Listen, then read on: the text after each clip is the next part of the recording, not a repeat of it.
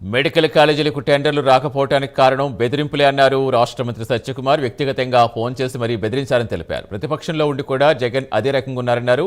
జగన్ పుట్టినరోజు సందర్భంగా భయభ్రాంతులకు గురి చేశారని, పుట్టినరోజుకు రక్తాభిషేకం చేస్తారంటూ ప్రశ్నించారు. రాష్ట్రంలో ఎన్ని కుట్రలు పనినా ముందుకు తీసుకెళ్తామని స్పష్టం చేశారు. కూడా ఫోన్లు చేసి బెదిరించారనేది కూడా తెలుస్తూ ఉంది. దాని మీద మేము మాట్లాడుతున్నాం. అంటే రాష్ట్రం అభివృద్ధి చెందకూడదు, ప్రతి చోట అభివృద్ధి కార్యక్రమం ఎక్కడొచ్చినా దానికి ఫిర్యాదులు పంపడం, ఈమెయిల్స్ పంపడం, లేదా దాన్ని అడ్డుకునే ప్రయత్నం చేయడం, లేదా కోర్టులో పిల్లు వేసే ప్రయత్నం చేయడం, ఇవన్నీ చేశారు. ఇవన్నీ చేసిన తర్వాత కూడా, కోర్టులు ముట్టికాయ వేసిన తర్వాత కూడా, నీతి ఆయోగ్ చెప్పిన తర్వాత మొన్న నాకు కేంద్ర ఆరోగ్య శాఖ మంత్రి కూడా ఉత్తరం రాశారు. పీపీపీ మోడల్లోనే కళాశాల నిర్మాణం జరగాలని. ఇది విధానపరమైన నిర్ణయం విషయంలో ఈ రకంగా ఎవరైతే సంస్థలు ముందుకు వస్తున్నాయో, కన్స్ట్రక్షనర్స్ ముందుకు వస్తున్నారో వాళ్ళని బెదిరించడం అనేది దేశ చరిత్రలో ఇప్పటిదాకా జరగలేదు. ఒక అటవిక రాజ్యంలో ఉన్న స్వాతంత్ర భారతదేశంలో ఉంటున్నామా, లేకపోతే అటవిక రాజ్యంలో ఉంటున్నామనే భావన కలుగుతోంది. ఆంధ్రప్రదేశ్ అంటే ఇవాళ నిరంతరం ఆంధ్రప్రదేశ్ అభివృద్ధి కోసం ఒకవైపు భవిష్యత్తు నిర్మించడం కోసం చంద్రబాబు నాయుడు గారు కృషి చేస్తుంటే, రెండో వైపు రాష్ట్రాన్ని మళ్ళీ ఆ విధ్వంసకర పాలన 5 సంవత్సరాలు అధికారంలో ఉండి చేసిన విధంగానే ఇవాళ ప్రతిపక్షంలో కూడా ఉండి చేసే దిశగా జగన్మోహన్ రెడ్డి గారి మానసిక స్థితి ఉంది. ఆయన జైలుకు పంపిస్తే ఏ రకంగా పంపించే అవకాశం లేదు, ఏ సెక్షన్ల కింద పంపిస్తారు, ఏ రకంగా పంపిస్తారు, ఏదైనా అవగాహన ఉందా, తెలుసా, ఎవరైనా లీగల్ ఒపీనియన్ తీసుకున్నారా, ఇటువంటి చర్యలకు పాల్పడడం వల్ల తాత్కాలికంగా భయాందోళన సృష్టించవచ్చేమో. కానీ అయితే దీనికి కాకుండా ఇంకా ఇటువంటి పరిస్థితి ఉంది కాబట్టి కాస్త సమయం కావాలని కన్సెషనర్స్ అడిగినట్టుగా తెలిసింది. ఇది రాష్ట్రానికి మంచిది కాదు, ముఖ్యంగా విద్యార్థుల భవిష్యత్తుకు మంచిది కాదు.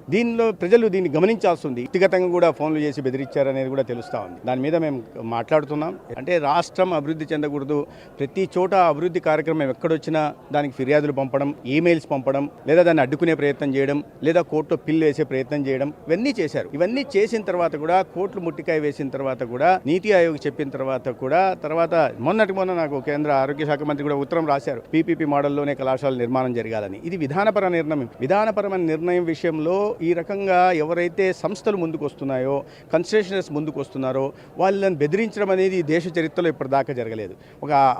ఒక అటవిక రాజ్యంలో ఉన్న స్వాతంత్ర భారతదేశంలో ఉంటున్నామా, లేకపోతే అటవిక రాజ్యంలో ఉంటున్నామనే భావన కలుగుతోంది. ఆంధ్రప్రదేశ్ అంటే ఇవాళ నిరంతరం ఆంధ్రప్రదేశ్ అభివృద్ధి కోసం ఒకవైపు భవిష్యత్తు నిర్మించడం కోసం చంద్రబాబు నాయుడు గారు కృషి చేస్తుంటే, రెండో వైపు రాష్ట్రాన్ని మళ్ళీ ఆ విధ్వంసకర పాలన 5 సంవత్సరాలు అధికారంలో ఉండి చేసిన విధంగానే ఇవాళ ప్రతిపక్షంలో కూడా ఉండి చేసే దిశగా జగన్మోహన్ రెడ్డి గారి మానసిక స్థితి ఉంది. ఆయన జైలుకు పంపిస్తే ఏ రకంగా పంపించే అవకాశం లేదు, ఏ సెక్షన్ల కింద పంపిస్తారు, ఏ రకంగా పంపిస్తారు, ఏదైనా అవగాహన ఉందా, తెలుసా, ఎవరైనా లీగల్ ఒపీనియన్ తీసుకున్నారా, ఇటువంటి చర్యలకు పాల్పడడం వల్ల తాత్కాలికంగా భయాందోళన సృష్టించవచ్చేమో. కానీ అయితే దీనికి కాకుండా ఇంకా ఇటువంటి పరిస్థితి ఉంది కాబట్టి కాస్త సమయం కావాలని కన్సెషనర్స్ అడిగినట్టుగా తెలిసింది. ఇది రాష్ట్రానికి మంచిది కాదు, ముఖ్యంగా విద్యార్థుల భవిష్యత్తుకు మంచిది కాదు.